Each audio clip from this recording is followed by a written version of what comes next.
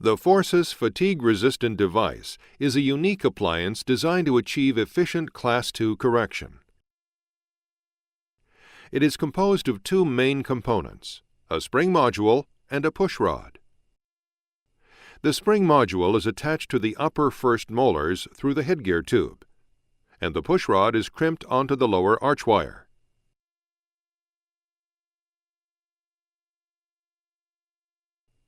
The device is engaged when the push rod is inserted into the spring module. The spring is deflected when it rests against the built-in stop on the push rod, creating force. Whether the mouth is open or closed, when the spring is deflected on the push rod stop, it is generating force. The spring is reinforced by a telescoping mechanism. It expands and compresses along a linear axis and does not bow into the cheek. Lab tests have shown that even after millions of cycles, the spring maintains its forceability and does not significantly fatigue.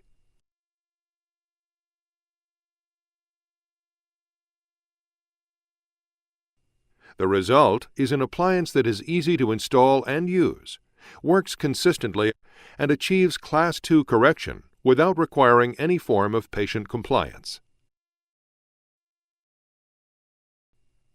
The following instructions for the Forsus fatigue-resistant device are intended to provide basic steps to install, reactivate, and remove the appliance. Before installation, there are some general clinical requirements for the Forsus fatigue-resistant device. It is important to take the following initial steps to control desired movement of the complete mandibular arch. First, use either a 17 by 25 stainless steel arch wire or a 19 by 25 stainless steel arch wire, depending on your particular slot size. Second, ligate the lower brackets where the push rod will rest with stainless steel ligatures. This will prevent unwanted rotation of the teeth supporting the appliance's force.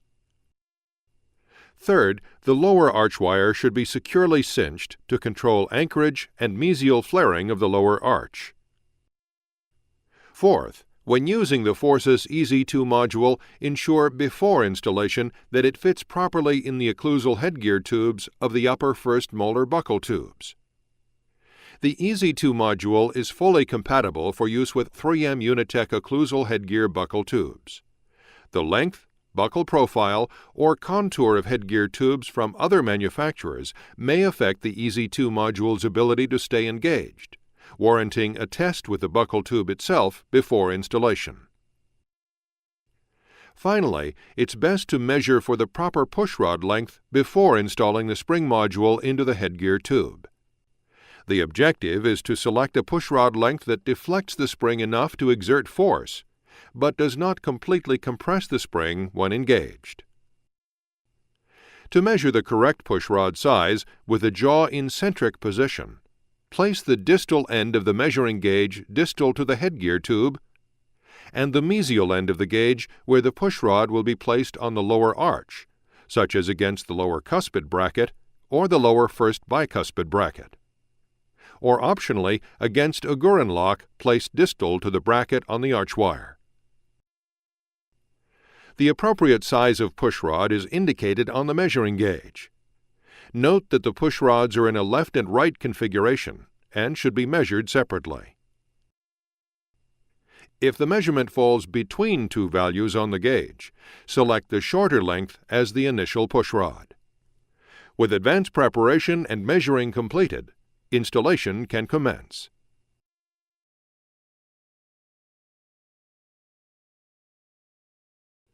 There are two types of attachment mechanisms in the Forsus fatigue-resistant device system: the L-pin module and the EZ2 module. The L-pin module allows for more flexible installation options and movement in the mouth. The EZ2 module allows for more consistent installation and prevents the spring from pivoting into the cheek. Together, they provide the orthodontist with options to treat each Class II case according to specific needs.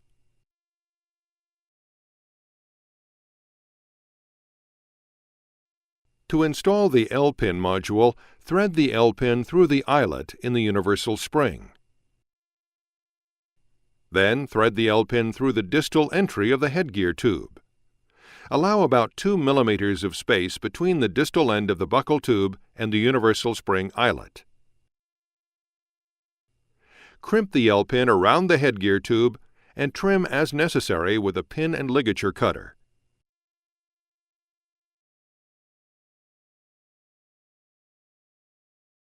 There is a right and a left EZ2 module as indicated on the stability plate. The side of the plate that displays an R or an L faces to the lingual as the plate is inserted behind the headgear tube. Holding the mesial end of the EZ2 module with Weingart utility pliers, insert the EZ2 module clip into the headgear tube from mesial to distal until it clicks into place. Be careful not to come in at an angle. Push straight distally.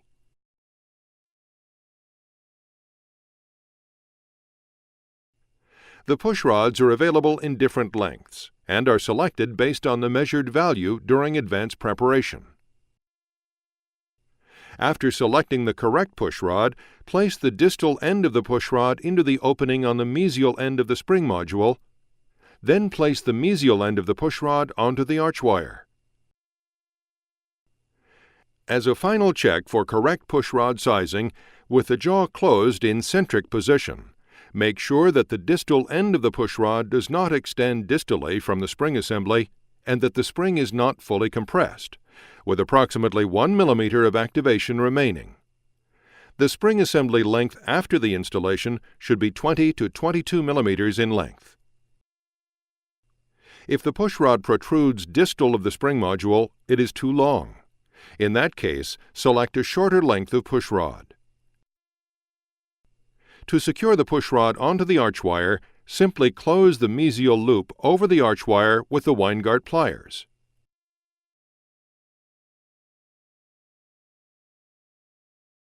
Over time, as the Class II malocclusion is corrected, the spring deflection is reduced. To reactivate the spring module, use the split crimps provided by the Forsus Corrector kit. Compress the spring so that the push rod is exposed, and place the split crimp distal to the stop on the push rod. Secure the crimp onto the push rod. This will provide 2 mm of activation. If greater activation than the 2 mm provided by one crimp is required, replace the push rod with a longer push rod.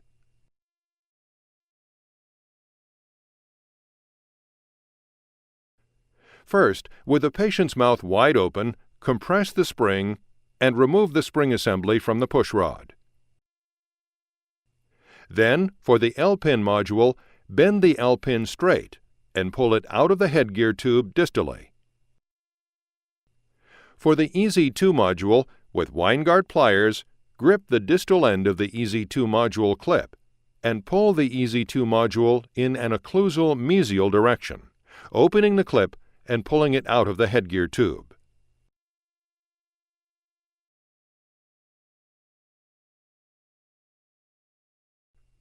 Grasp the distal end of the push rod with your fingers, holding the mesial loop in place with your Weingart plier. Bend the push rod to open the mesial loop and remove it from the arch wire.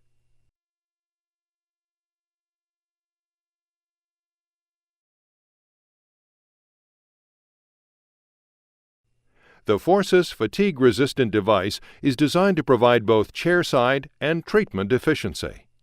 Please contact your 3M representative for any questions regarding the material contained in this presentation.